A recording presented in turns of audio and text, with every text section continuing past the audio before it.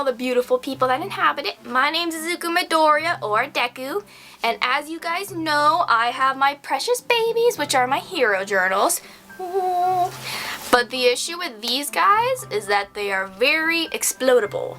So what I'm gonna do is I'm going to basically create these, but make them into videos. So that way I can upload them onto the internet where they can last forever. And that way I can also share all my information with you guys, and you guys might learn a thing or two, and I might learn a thing or two. Who knows? So basically each video is going to be going over a different hero and their quirks and all like the specific information about them and the science. But this one is going to be more of like an intro video, so I'm going to go over the basis of what a quirk is and the different types of them. So that way if I go like, well, this person is a mutant type quirk, then you get what that is instead of being like, what, you mean like X-Men that aren't all quirks mutant quirks? No, they're not. So if you already know what they are, then I guess you can skip this one. If not, then you know this is a good basis and it'll help you understand the anime and the manga more. And I am going to be trying to stick to anime only. I'm hoping that by the time I get to the manga characters in here, that the anime will have caught up to where I am, which I literally only added 2 manga heroes right now, and next season, so season 4, they're supposed to be showing up. So, alright, we're gonna get started, and I'm gonna tell you about the beauty that is our world and all the quirks that inhabit it.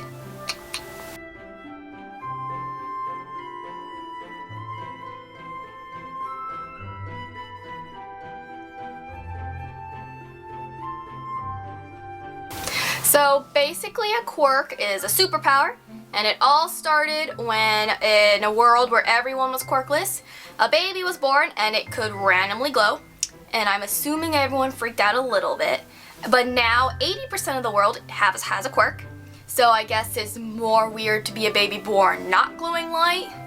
And so the way quirks work is that they're either a combination of your parents' quirk.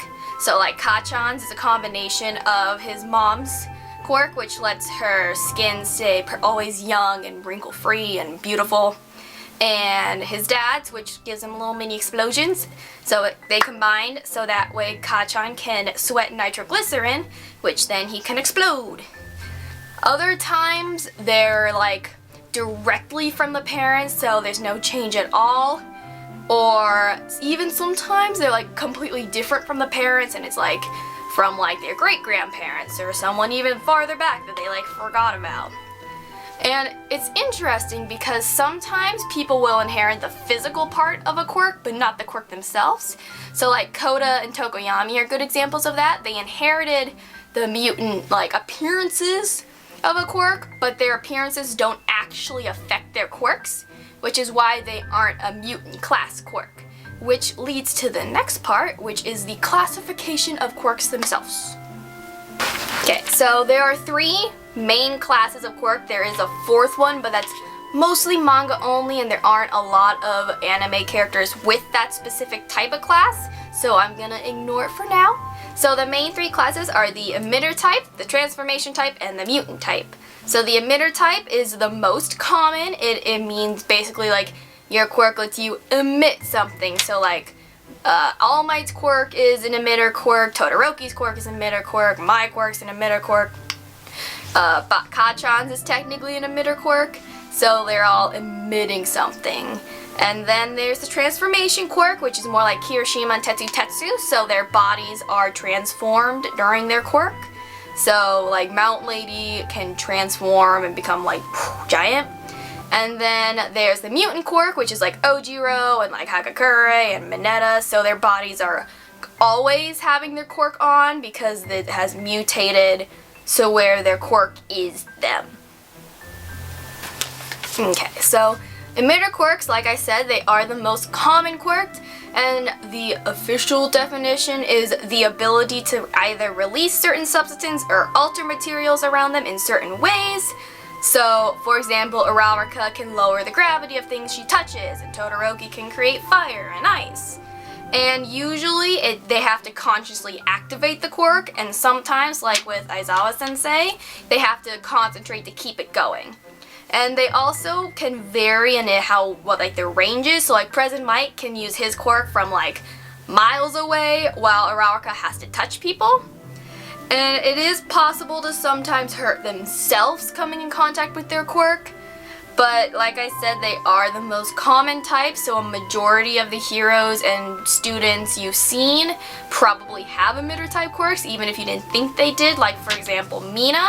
You would think she had like a mutant quirk because she's literally pink, but she does actually technically have an emitter type quirk because it's the acid, not like the acid caused her appearance, not the other way around. So the second type of quirk is the transformation type, which is like I said, Kirishima or Tetsu, where basically their quirk lets them temporarily change their body in some way. So like Kirishima and Tetsu can like harden their bodies, where Tetsu literally turns into steel, and like Mount Lady can temporarily make herself bigger, and which is awesome. And usually that quirk only affects themselves. So unlike emitter quirks, which can affect people around them, it only will transform their own body, which is awesome. But there is some downsides, like for example, their range is usually really close proximity because like I said, they're only transforming themselves. And they also will kind of fade over time because, you know, it's tiring to constantly hold up the transformation. So like Kirishima, if you hit him enough times, eventually his hardening will start to fail him. Tetsu, you saw that during the training camp. His steel did eventually start to crack a little. But they are the least common type of quirk. So Kirishima out there, I know you think your quirk's lame, but look, you literally have one of the rarest quirks you can have. You're doing good, boy. So the third type of quirk is the mutant type quirk. So basically their quirk has changed something about them, and that has become their quirk. So like Ojiro has his tail, Hagakure is invisible, and so it's like a wide variety of different things that can happen.